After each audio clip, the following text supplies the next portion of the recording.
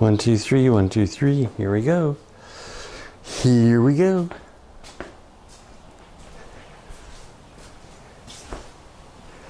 Well, folks, here I am again. Thanks for tuning in. As you know, this is my Springer project, and I've pretty much finished it. I finished it, absolutely finished it, well, almost absolutely finished it about a month ago. And she's ready to ride, and I've been riding her, and she's fantastic. I just love this bike. The last thing I had done was this new leather for the seat, and I love the colors. It goes really well with the blue and the white. So everything in it is pretty much done. The only thing left is I'm building a new sissy bar, and I'll show you a picture of that up in the corner. And that's so that I can better attach this bag without running straps around the backrest here.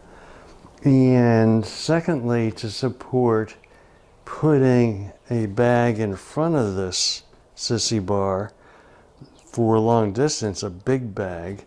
And it's a Harley bag, Harley roller bag. And it also provides a backrest, but it needed support to keep it from being wobbly. So I built a new sissy bar. I just have to finish that now. So my projects have run out, and I've been searching for a new project for like months. You know, thinking about another motorcycle build, building an electric motorcycle, building an electric car, buying an inexpensive liveaboard boat and rebuilding that. The only problem there was that it would be docked someplace down in the saltwater, which is about a day's travel away, and that would take me out of the mountains and away from the bike, and away from the trails bike, and away from Melinda and Nelson. So that's really not a practical solution. So I started looking more and more on Facebook's marketplace and eBay and all sorts of places for some ideas, and I discovered one, and I think it's an awesome project. It'll probably take a couple of months to get running and a couple of years to make it look pretty, and I'll show you that next. So hold tight, and here we go.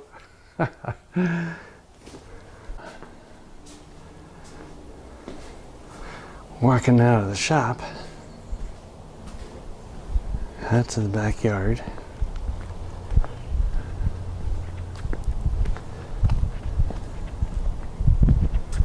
And up the path. It's a beautiful day in South Carolina. It's been beautiful for a week. Lows at night in the 40s, highs in the days in the upper 70s. You just can't beat it. And we're coming up on the big reveal.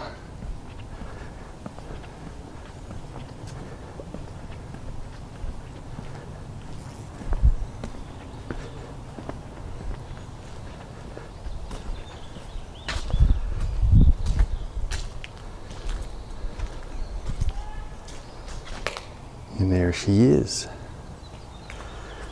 So, I decided on a boat, but it had to be an interesting boat. Not a fishing boat. Not a boring boat. But a boat that had good support groups for rebuilding, refinishing, asking questions and getting answers, and had to fit my garage, which this one just barely does. And it's 17 feet long. It's a ski boat. It also had to have a motor that I was capable of working on.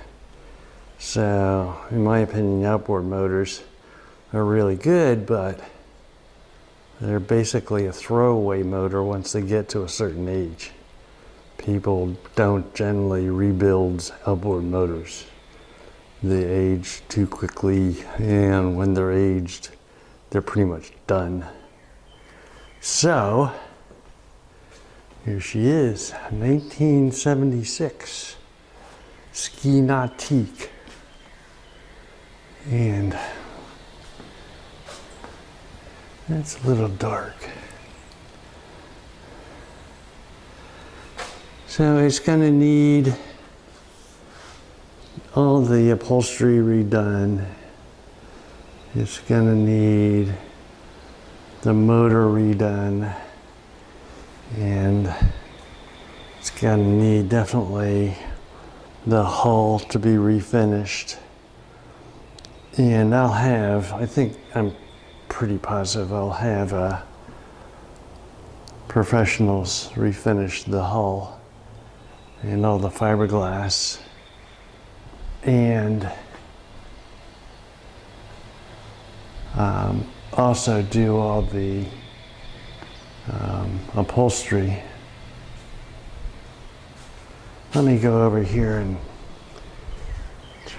open the other door so we get some more light in here. Yeah, that's a little better. So I took the seats out for the back already and stacked them so that I could get the motor open.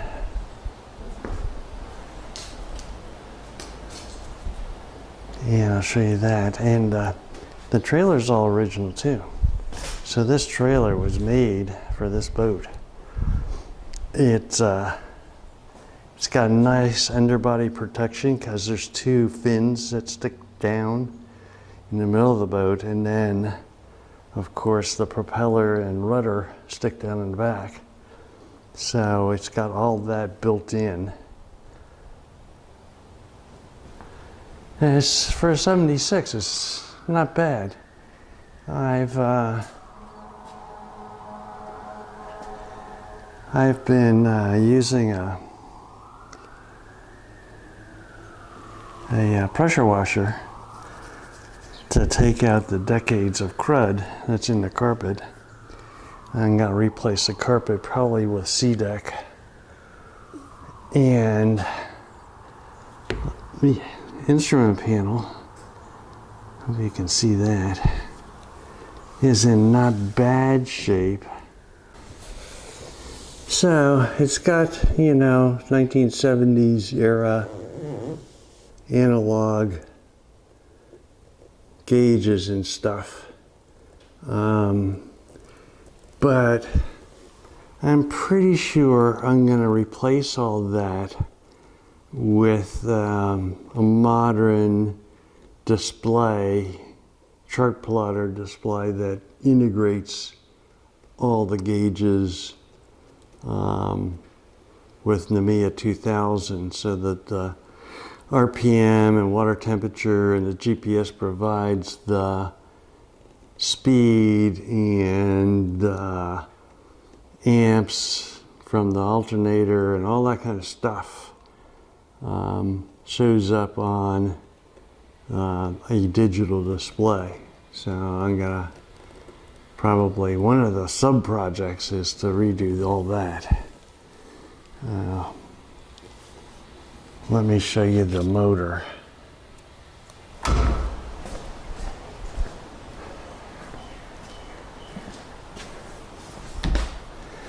So one of the criteria for the boat had to be that it had a motor that I could work on. And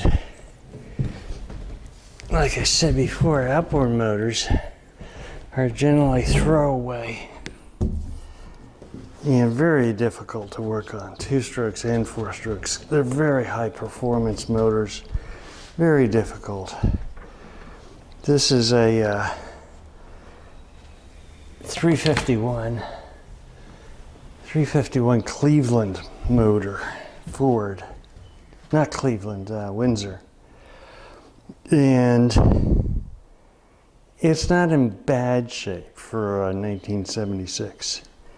Definitely has the original hoses on it, so that's the first activity that I've got lined up, is to replace all the hoses and the water pump impeller. Then I'm going to convert it to electronic ignition and put in a new starting solenoid and stuff like that. Redo the wiring, because the wiring is probably serviceable, but it's definitely old and kind of in a rat's nest. So the idea is to get her working by July 4th, in the water and working by July 4th, so that we can have fun on it, even though it really doesn't look very good. I mean, it's just old. It's been well maintained, well cared for, but just old. Nobody put any time in it to keep it looking like a new boat, and that's my goal. So over the winter, I'll find people who can refresh it and make it look new again. I'll still focus on all the electrical, the mechanical, parts of the boat, which I enjoy. I've always wanted a V8 motor vehicle. They fascinate me. The power is intoxicating, and the problem is that if you build a hot rod or a street rod or really a high performance vehicle on wheels, there really is very few places that you can use it and really run it other than at a track. It's just like high performance motorcycles. You don't want to go 150, 200 miles an hour on the road. But there's no speed limits on the water. No speed limits on the water. So this baby was originally set up for 230 horsepower, which is where we'll start this year. And through the winter, I'm not going to do much about that except for research, learning what this Windsor motor is capable of and what easy steps you can take to bump it up from 230 to maybe 300. And then the second winter, I will tear into the motor and try to improve the performance a little bit. But it's a fast boat anyway. It's really fast. It seats 5. I took the back seats out so that I could raise the cover here.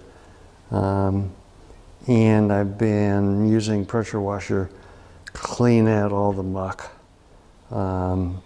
It needs a Raycor fuel filter. It's just got an automotive type.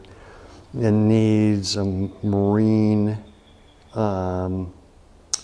oil change pump for pumping the oil out and then pumping the new oil in. The way it's set up now is you pull the pan plug and it drains out through the bottom of the hull, which is not ideal because that leaves the oil film all over the bottom of the boat, which eventually works its way into everything else. So, that kind of stuff to improve it. The Harley carburetor looks kind of crubby. I've been running soap against it and stuff like that. We'll see how it runs. Thinking maybe the float bowl valve is stuck after all these years. It hasn't run for at least a decade, at least a decade. But whoever had it last obviously was going to put it in the water again and run it some more, because the oil is like brand new. The 20-gallon gas tank is full of gas. It's not like somebody gave up on the boat. Just something happened that prevented them from using it anymore. So we'll see. It should be fun. Thanks for tuning in and taking a look at my next project. I think I'm going to enjoy this one, and I'm going to enjoy the vehicle just like I enjoy my motorcycles. It's a day like today, I'm definitely going to take one of them out and have some fun. I hope you guys are having fun too. See ya.